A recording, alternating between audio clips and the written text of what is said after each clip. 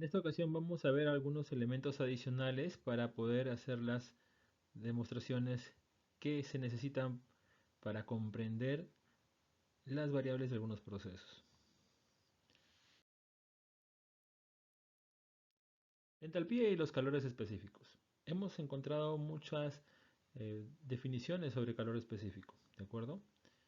De acuerdo, en este caso, empezando con la primera ley de la termodinámica, el calor es igual al trabajo más la energía interna. Tomando como convención de signos que el trabajo que sale es positivo, pues en este caso el trabajo más energía interna sería igual al calor que entra a un sistema que va a generar potencia.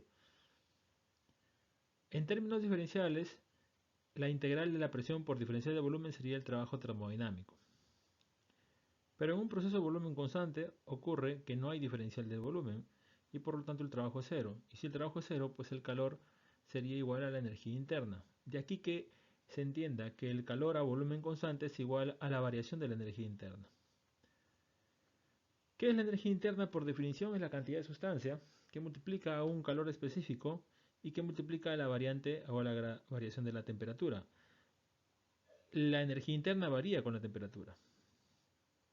Si el proceso ocurre a volumen constante, entonces el calor a volumen constante sería igual a la variación de la energía interna.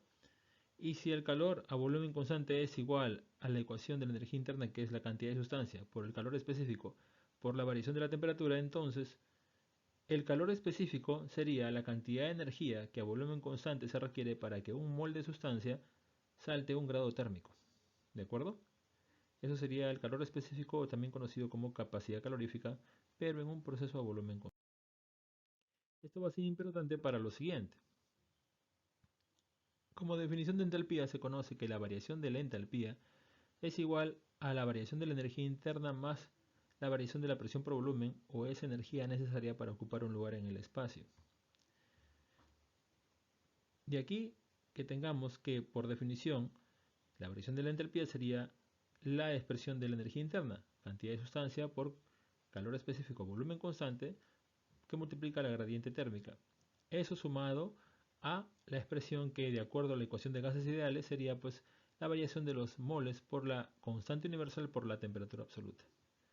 Como ustedes se dieron cuenta, los moles en un sistema cerrado no van a cambiar, además porque no es reactivo. Y la temperatura en este caso es lo único que varía, ya que la constante universal, como su nombre lo indica, es un valor constante y eso sale del valor de variación. De ahí que la variación de la entalpía sea la suma de los moles por el calor específico a volumen constante por la variación de la temperatura más los mismos moles por la constante universal por la misma variación de temperatura. Y si ya nos dimos cuenta, los moles y la variación de temperatura son elementos comunes que quitados nos quedaría esta expresión, de tal forma que tendríamos la expresión de la entalpía.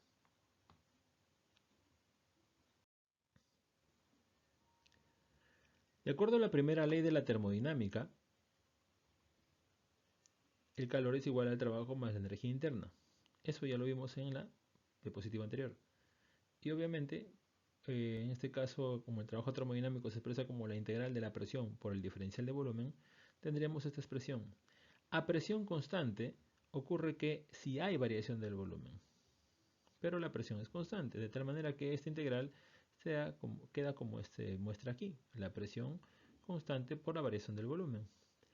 Entonces la definición de un calor a presión constante sería esta, ¿no? La presión constante por el volumen final menos la presión constante por el volumen inicial, todo esto sumado a la variación de la energía interna. Y aquí nos quedaría que esto es un gradiente de presión por volumen. Y si ustedes se fijan acá, esta expresión es la misma que la expresión de la entalpía. Por lo tanto, el calor a presión constante sería la variación de la entalpía. Y si el calor a presión constante es la variación de la entalpía, entonces la expresión que quedamos acá pendiente sería justamente la expresión del calor. Si despejamos la suma del calor específico a volumen constante más la constante universal, me quedaría como la cantidad de entalpía que va a requerir un mol de sustancia para saltar un grado térmico. Esto no es más que otra vez capacidad calorífica o calor específico, pero un calor específico a presión constante, que sería igual al calor a presión constante que se requiere para que un mol de sustancia salte a un grado térmico. Así tenemos las dos expresiones de los calores específicos, tanto a presión constante como a volumen constante. En un proceso adiabático, del cual se sabe por primera ley que el calor es igual a trabajo más delta de U, sin embargo, en un proceso adiabático el calor es cero. Y si el calor es cero, entonces el negativo del trabajo o el trabajo sería igual a la variación inversa o la variación negativa de la energía interna. En términos diferenciales, esto sería como menos presión por diferencial de volumen más, o es igual, perdón, a los moles por el calor específico volumen constante por la diferencial de temperatura. De acuerdo a la ecuación de gases ideales, la presión, si la despejamos, quedaría como los moles por la constante universal por la temperatura sobre el volumen, y eso es lo que tenemos en este paréntesis, es el despeje de la presión. De aquí los moles son iguales y obviamente no se van a integrar, y la constante universal con la constante del calor específico volumen constante tampoco se diferencian, mientras que por otro lado la temperatura sería un elemento diferenciable para este lado. La expresión quedaría de esta manera: el negativo de la constante universal multiplicando a la diferencial de volumen sobre volumen, que es igual al calor específico volumen constante multiplicado a la diferencial de temperatura sobre temperatura. Integrando desde la condición inicial hasta condición final en los dos términos, quitando las constantes fuera de la integral, nos quedaría esta expresión, que resolviendo sería pues la expresión logarítmica de los volúmenes o la diferencia de los logaritmos de las temperaturas. Y aquí hay que hacer hincapié en algo, ¿no? Esto que multiplica los logaritmos es un valor exponencial. Entonces, por teoría de logaritmos, aquí se podría hacer la eliminación de los logaritmos y nos quedaría una expresión de este tipo, que esto ya es un poco más manejable. Ahora, R y CV tienen una relación. R sería igual a la diferencia entre el calor específico a presión constante menos el calor específico a volumen constante, que lo vimos anteriormente. ¿De acuerdo? Entonces, si R es la variación de Cp menos Cv, o la diferencia, perdón, entonces aquí en este caso quedaría el exponente de este tipo.